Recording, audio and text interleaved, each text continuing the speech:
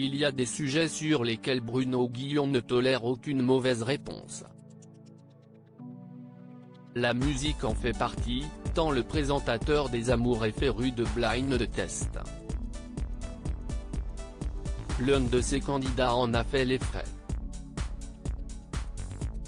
Ce jeudi 17 mars, il était aux manettes d'un nouveau numéro de son jeu Chacun son tour, diffusé sur France 2. Si est-il à Saint-Patrick, donc on va parler de l'Irlande et des Irlandais. Faites bien gaffe.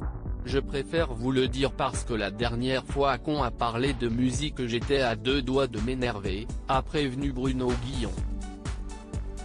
Et de surenchérir, là, ça peut monter dans les tours. De quoi déstabiliser Eric. Une chose est certaine, malgré cette mise en garde, le candidat n'a pas brillé par ses connaissances musicales.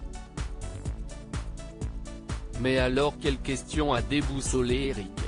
Bruno Guillon souhaitait que son invité retrouve l'interprète du tube planétaire With or Without You. Il a malheureusement échoué. Je vais dire une bêtise, je suis désolé Bruno, a-t-il tout de même anticipé. Sans grande conviction, Eric a donc cité le groupe Supertramp. Une hérésie pour l'animateur de France 2. Scandalisé, il a préféré quitter son plateau plutôt que de subir une telle profanation.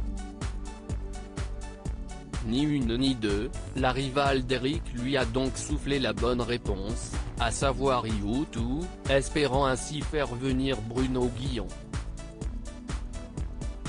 Non mais je plaisantais, si est U2. Revenez Bruno, s'est amusé le candidat malheureux. Ne m'adressez plus la parole. Pourtant, dans un premier temps, le père de famille a continué à feindre l'indignation, refusant de pardonner cette erreur. Ne m'adressez plus la parole. Parlez avec quelqu'un d'autre du public, lui a lancé Bruno Guillon, qui doit pourtant en avoir vu des vertes et des pas mûres à travers ses différentes émissions. Finalement, l'animateur a très vite retrouvé sa place et sa répartie. Supertramp. Vous en mériteriez une de Supertramp, a-t-il lâché avec humour. Pas de doute, Eric s'en souviendra de cette participation à Chacun son tour, et de l'interprète de With or Without You. Loading Widget.